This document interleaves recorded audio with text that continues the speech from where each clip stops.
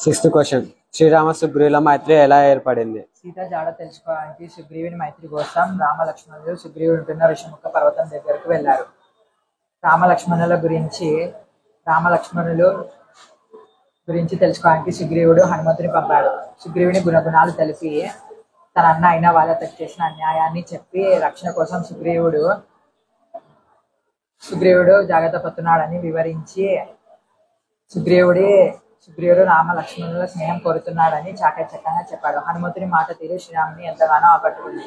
శ్రీరాముడు హనుమంతుని ప్రశ్నిస్తూ మాట్లాడి తన వృత్తాంతం చెప్పవలసిందిగా లక్ష్మణుడిని ఆదేశించాడు. లక్ష్మణుడు శ్రీరాముని తన ఆదేశాన్ని అనుసరించి హనుమంతునికి తన వృత్తాంతం తెలిపి సుగ్రీవుడి సహాయం కావాలని కోరాడు. సన్యాసి రూపం వదిలి రామలక్ష్మణులను తన భుజాలపై ఎక్కించుకొని ఋషిముఖ పర్వతం దగ్గరకు వచ్చాడు హనుమంతుడు.